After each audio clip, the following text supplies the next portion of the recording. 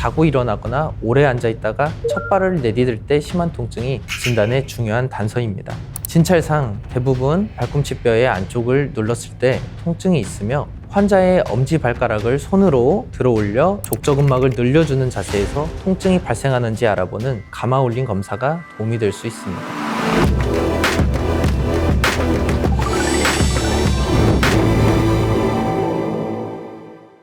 안녕하세요. 바른세상병원 수족부센터 정형외과 전문의 유현규 원장입니다. 오늘은 족저근막염에 대한 궁금해하시는 것에 대해 설명드리도록 하겠습니다. 우리의 발바닥에는 뒤꿈치 뼈에서 발가락까지 이어지는 족저근막이라는 섬유띠가 있습니다. 이것이 발의 아치를 유지해주고 체중부하 상태에서 발을 들어 올리는 데 도움을 주어 걸을 때 발에 역학에 중요한 역할을 하는 부위입니다. 이러한 족저근막의 과사용으로 인한 미세 손상이 염증과 퇴행성 변화를 일으키는 질환을 족저근막염이라고 합니다.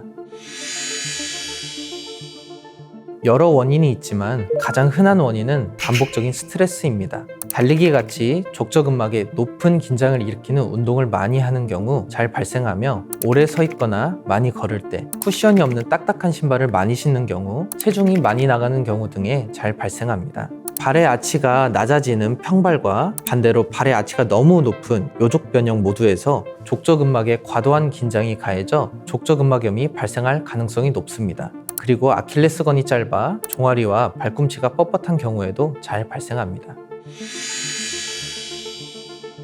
족저근막염의 전형적인 증상은 발꿈치의 발바닥 안쪽의 통증입니다. 자고 일어나서 또는 오래 앉아있다가 첫 걸음을 내디딜 때 통증이 심하고 보행을 계속하면 완화되다가 오래 걷고 활동을 많이 하면 다시 통증이 발생하는 양상이 특징적입니다. 잠을 자거나 오래 앉아있는 동안 짧아지고 뻣뻣해진 족저근막이 걷기 시작하며 갑자기 늘어나면서 통증이 생기기 때문입니다. 위와 같은 특징적인 증상이 있다면 환자분들은 내가 족저근막염인가 라고 생각해 볼 수 있지만 모두에게 나타나는 증상이 아니기 때문에 발바닥 통증이 있을 때 바른세상병원으로 오셔서 전문가와 상담을 하고 정확한 진단과 조기에 치료를 시작하는 것이 중요합니다.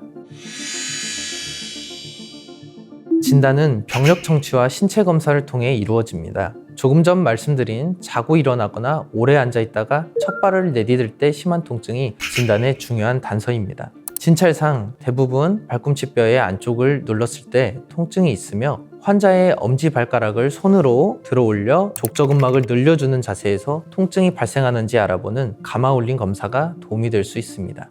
엑스레이 검사를 통해 통증의 다른 원인을 감별할 수 있으며 초음파 검사로 두꺼워진 족저근막을 확인할 수 있고 MRI와 본스캔 검사가 진단에 도움이 될 수 있습니다. 족저근막염의 주된 치료는 비수술적 치료입니다. 첫 번째로 병력 청취를 통해 파악한 원인을 교정하는 것입니다. 무리한 운동량, 불편한 신발, 체중 증가 등의 원인이 있다면 이를 교정하는 것이 중요합니다. 스트레칭 운동은 저비용으로 쉽게 할 수 있으면서도 가장 중요한 치료 방법인데요. 주가 되는 족저근막 스트레칭과 보조적인 아킬레스건 스트레칭이 있습니다.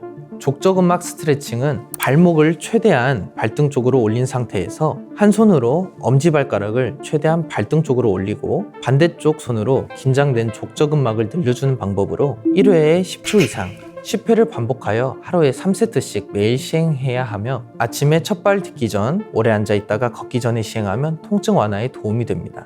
골프공이나 음료캔을 뒤꿈치 안쪽에 대고 구르며 하는 스트레칭도 있습니다.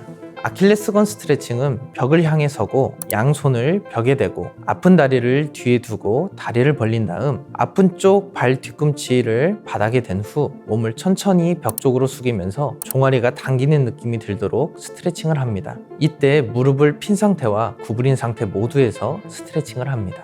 발바닥 근육 강화 운동에는 앉은 자세에서 발가락만으로 수건을 잡아서 당겨오거나 밀어내는 운동, 수건을 발가락으로 들고 버티는 운동 등이 있습니다. 소염 진통제는 통증이 심한 급성기에 복용하면 증상 조절에 도움이 되며 스트레칭 시 통증이 심한 환자가 꾸준히 스트레칭하는 데 도움이 될 수 있습니다.